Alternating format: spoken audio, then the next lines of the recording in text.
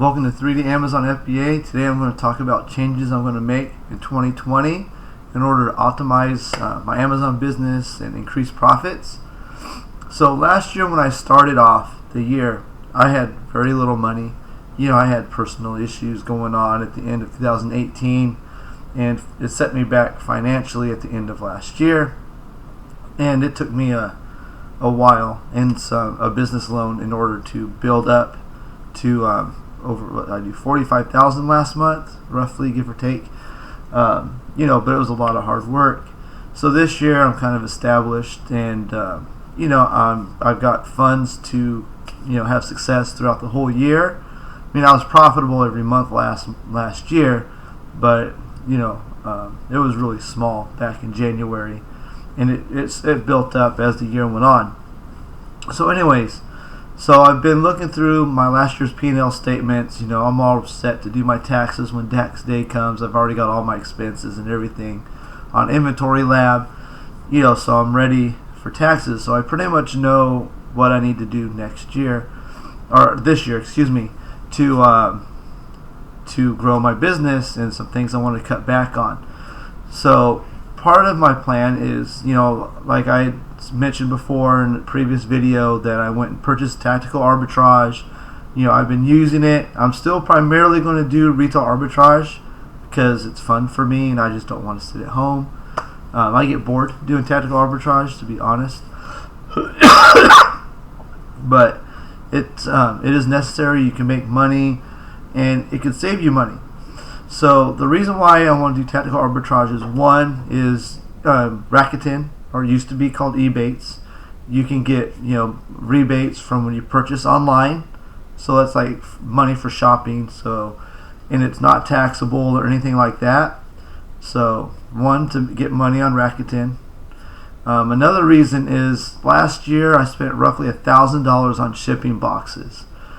Okay, so at Lowe's, depending upon the size, they're I think $1.20 to like $2.40.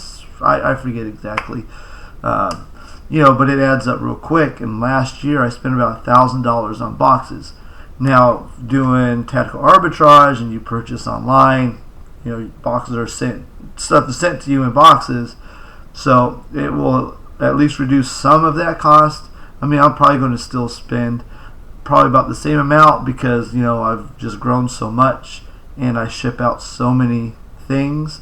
I probably ship out like 30 boxes a week now of product, so my expenses will probably stay about the same. I'm hoping to reduce it, but with my growth, if I'm doing say $30,000 a month compared to I think I did $13,000 in January last year, naturally I'm using more boxes. But if my business grows, it'll be a smaller percentage. So I want to reduce how much I spend on boxes compared to my year 2020 sales. I don't spend too much on packing materials, but again, with stuff getting shipped to you, you spend less on packing materials, so, and it'll save me time, so I won't be driving as much if I'm spending my budget online, so it'll save me money. Mileage is included with the driving around and spending my time. So having tactical arbitrage, I'm hoping, will almost pay for itself just in boxes and mileage, not including stuff that I buy. I want to sell more or fewer amount of shoes. Last year, I think about 10% of all shoe sales were returned. And I sell a lot of sandals during the spring and summer months. I'm talking like hundreds of pairs of sandals, and those don't get returned that much. But when it comes to like Nike, Adidas, things like that, they get returned quite a bit. Like I had a $150 pair of shoes returned just last week. So I want to reduce the amount of returns, and with shoes being my biggest culprit of returns, I'm going to reduce shoes. Plus, another thing I would do is I'd buy generic boxes, and I would use them for like low-end Nikes, because all the stores around here, they cut the tops off to clearance shoes. So like the Skechers Outlet, Wisp, WSS, the Nike outlets, all those stores, they actually cut the lids off the boxes. So I would use generic boxes to ship them in, and and that's an additional cost buying the generic boxes. But I'm thinking about dialing back on that to see what I could do to reduce the amount of shoe returns that I have. Meaning the boxes I bought met Amazon requirements. I had no problems with Amazon using the generic boxes, but I want to reduce my returns. I haven't looked, but I think I had like $7,000 or $8,000 in returns last year. So I want to reduce that number drastically. Another change I'm going to make is with my replens. Normally I'd go to like Walmart twice a week and I'd replenish all my replens that sold, but a lot of times I'd still run out of stock.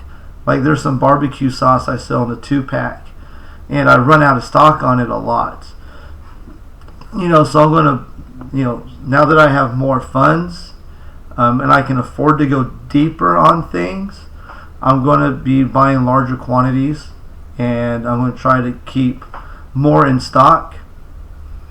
I've also learned Winco. I've had really bad luck with the Winco on my side of town because, they just don't really provide good customer service. So what happened is I would go in there. There's about 6 items I buy in that store, and I would go in twice a week and I would just clear out the shelves. With these like 6 items, I made like over $1,000 I think in December at Winco. So one of the managers was complaining I was buying too much, and he told the cashier, and the cashier was complaining that I buy too much off the shelves and that I waste her time having to count large quantities, which I just kind of rolled my eyes because I'm in the store at 8 in the morning. There's like 3 people in the whole entire store with the time that I go. But I was like, okay, whatever. And she says that they do bulk orders up at the front. So I went and I put in a bulk order. They said it takes 2 days, and they'll call me. They never called me. After like 4 or 5 days, I called them, and they just pulled everything off the shelves and gave me what they had. So if I can ever figure out to get them to do their job properly, I can order in large quantities and just buy like 2 months worth and send it in, and that would save me a lot of time. Just focus on that one specific day, save myself a lot of time, and just have so much in stock that I never run out. So keep the flow going. I'm good. I'm bolstering up. Well, I only have the one wholesale account that I work with. I just haven't had any luck finding good, profitable wholesalers. So I have a really good relationship with the people. The owner's a really cool guy, and I didn't work with him for like 3 months last year in the beginning because I was like completely I didn't have the money to drop like $400 or $500 on product.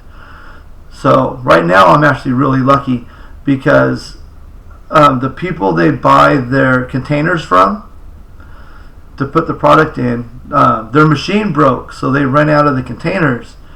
So they emailed me because, again, I have really good relationship with the owner and the receptionist, the one that processes all the orders. And she emailed me on a Friday 2 weeks ago. It's like, hey, we got in the containers. Do you want to place the order? And so I got on Amazon, and everybody was sold out. I usually have 3 other competitors, and it's the same 3 people. And everybody was sold out, so I doubled my order. So it was like about $1,300, I think, $1,300 I spent on 2 products. And I went down there first thing Monday morning, and my order was so big, they told me to be ready Monday. And usually I get there like 10 in the morning, but I was like super pumped. So to get the product in, and I wanted to ship it out that Monday because this was the Monday before Christmas. And I went down there, and they hadn't filled my order yet. They were actually in the process of bottling the stuff. So I was like, so I just sat there and just like chilled for like an hour while they were, getting my product ready. And I shipped it out. And because of Christmas, it actually took them a week, took UPS a week to get it into Rialto, which is like a 2-hour drive. So anyways, I own the listing right now. I'm the only person on the listing. So I raised the price $2.30 more than what my competitors were pricing it at, because there was one guy that tried to lowball everybody and drop the price like $1.50. But since I'm the only one and it's been out of stock for like 2 or 3 weeks, I raised my price, and I'm just selling it like crazy. Yesterday alone, I sold 40 items, or 40 of one item, and I sold like 3 or 4 of the other. And of that 40, one person ordered 17 units of it. So like, and my ROI is like 140% on it. I think my cost is like $368 roughly, and I make like $5.10 a unit. So I'm like really kicking butt on that. And now that I have the funds, I want to keep a ton of this product in stock because it sells really well. Even when there's the 4 of us, I still sell 1 or 2 bottles a day. Of the one that sells faster, I think I average like 85 units a month. So I want to make sure I keep that in stock all the time, because there's just money being lost if I don't have it in stock. So those are the main changes I'm looking to make in 2020. I'm hoping to at least keep my costs roughly the same as last year, but increase my profit margin. And that's another change I'm making too. I almost forgot. So last year I mainly just used the Amazon app. It's just I don't know, I just was in the habit of using the Amazon app.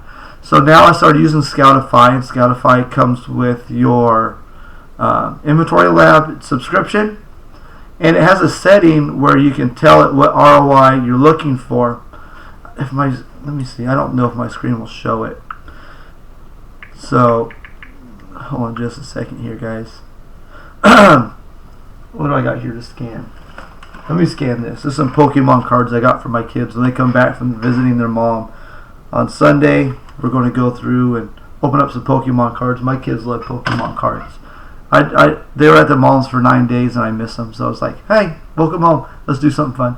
So anyways, so I have it set for, I think 50% ROI. Let's see if you can see here. So right up here, it's hard to see, is target cost. So if it doesn't meet the 50% ROI target cost per unit, then I'm not going to buy it most of the time unless it sells really fast.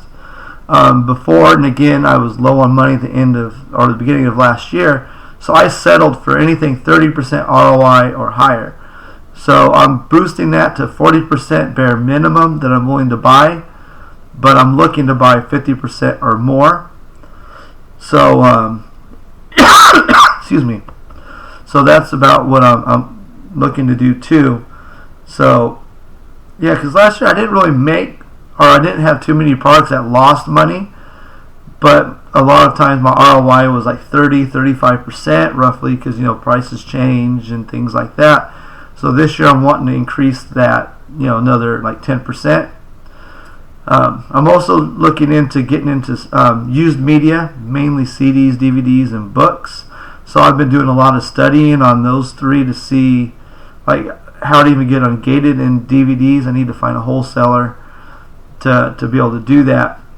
So, but yeah, those are the changes I'm making. Thanks for watching the video. If you guys can leave comments down below, I'd really appreciate it. If you can like and subscribe, it'd really help me out. I'd really appreciate it. And down in the comment section, tell me about stuff you're trying to change and your goals for 2020. I'm really curious to see what everybody's up to this year. Thanks for watching.